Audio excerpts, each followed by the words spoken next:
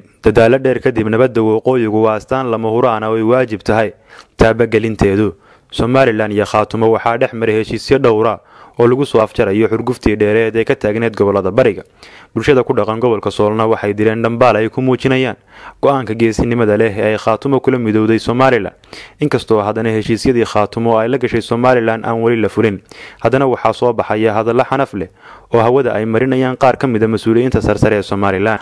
Gudoomiyaha golaha guurtida Somaliland Salebaan Maxamuud Aadam hadal ka soo yeedhay maalinnimadii shalay ayaa chief iyo joogba u diiday shacab weynaha magaalada Laascaanood ee xarunta gobolka Sool kadib markii uu sheegay in heshiiskaasi uu yahay mid ku kooban madaxda Khaatumo iyo Somaliland isla markaasna uusan taabagelin maadaama aan la horkeenin golaha guurtida. shacabka magaalada Laascaanood ee xarunta gobolka Sool waxay muujiyeen in laga maaran tahay in madaxweyne Muuse uu golo fulinta heshiisyadii xukuumaddiisa Ilaanyo iyo Khaatumo wada galeen isla markaasna aan la maqlin jabaqda wax matarayaashu shubayaan.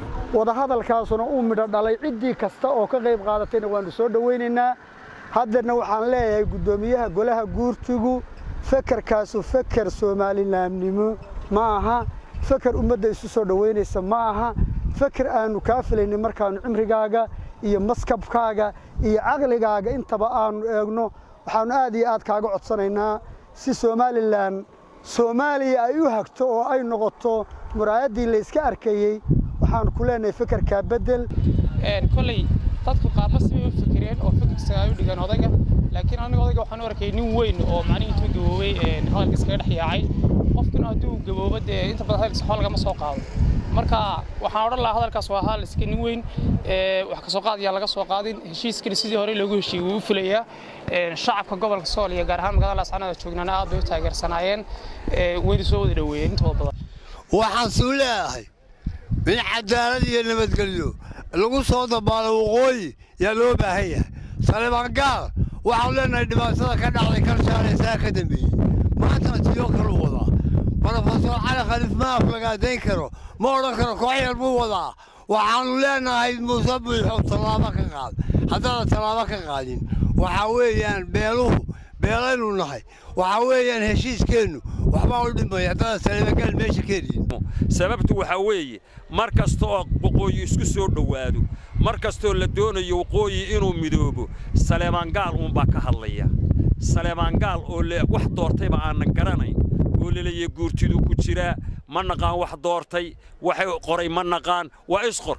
beri baan mid aan waxaan ka soo qoray dawladii Maxamed Siyaad Barre meel ka soo qoray, markaasaa rag baan soo qoray, markaas hadhow waxaan arkay mid ku dhex jira, markaasaa wariyaa ku soo qoray adigu, markaasuu aanaysa soo qoray. askarigii wuxuu la baxay isqor, buu askarigii la baxay. marka ninka kan Salebaan Gaal la leeyahay waa isqor. isqorka marka waxaanu doonaynaa Muuse Biixi Cabdiyow haddii maanta lagu doorto cadaalad ku shaqaynaysid ninka in laga qabto. waxaan leeyahay heshiiska Khaatumo iyo Somaliland wuxuu ahaa heshiis loo wada dhan yahay. Khaatumo iyo Somaliland ba ay ansixiyeen, waliba golaha baarlamaanku uu ansixiyay heshiiskii ay wada gaareen Khaatumo iyo Somaliland ee ahaa xalkii nabadgelyada lagu soo dhameystirayay. sidaanu ogeyn heshiiskaasi wuu socday, waxa weeyaan baarlamaankana wuu maray. annagu haddaanu shacabka Khaatumo nahayna waxa weeyaan waanu ayidsanahay, waanu taageersanayn. iyo hadalkii xalay ka yiri habeen hore ka yiri ninka la yiraahdo Salebaan Gaal gudoomiyaha golaha guurtidu. Salebaan Gaal hadal gafa buu yiri. dawladda Somaliland heshiis iyo maamulka Khaatumo heshiis bay galeen. heshiiskaasina mid uu burburin karayo ma aha, waana colaad isaga ku kooban. colaadii uu dhigay Sool joogta iyo ka dhigay iyo kalshaale buu hoodle tii buu wali wadaa dabadeeda daba socdaa un.